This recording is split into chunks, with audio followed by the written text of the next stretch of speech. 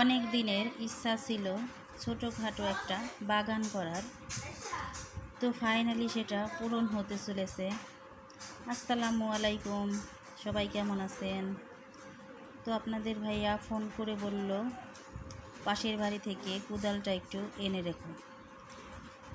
আমি গাছের চারা নিয়ে আসছি।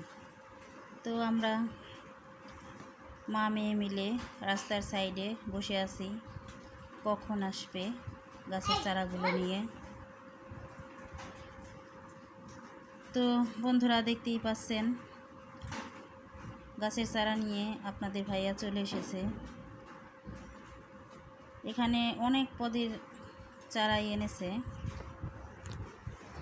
তো যার নার্সারি থেকে গাছের চারাগুলো আনছে সেই ভাইটাকে সাথে করে নিয়ে এসেছে গাছগুলো লাগানোর জন্য। কারণ উনি যদি গাছগুলো লাগিয়ে দেয় তাহলে গাছগুলো ভালো হবে।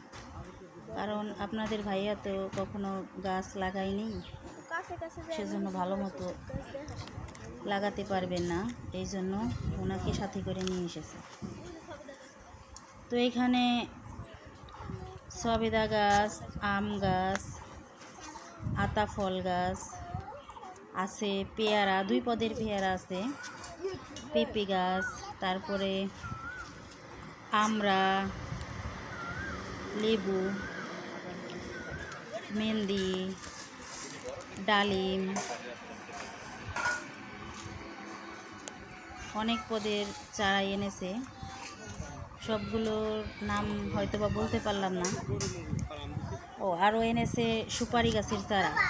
রাস্তার সাইড দিয়ে সুপারি গাছের চারাগুলো লাগালে দেখতে অনেক সুন্দর হবে এবং ভবিষ্যতে সুপারিও ধরবে।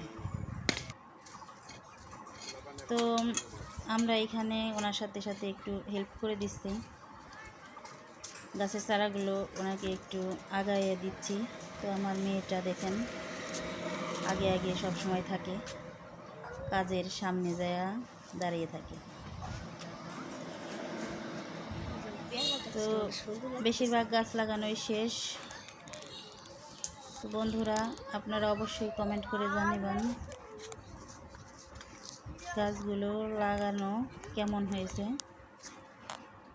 তো তার পাশেই আমি ধুন্দুল গাছের চারা রোপণ করেছিলাম।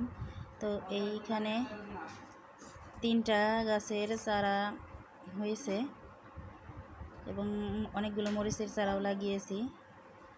গাছগুলো মাশাআল্লাহ বেঁচে গেছে, অনেকগুলো মরিচও ধরেছে। তো এইখানে গাছ লাগিয়েছিলাম, কিন্তু এখানে 3টা গাছের চারা হয়েছে আর বাকিগুলো হয়নি।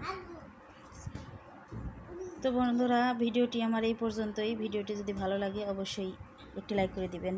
আল্লাহ হাফেজ।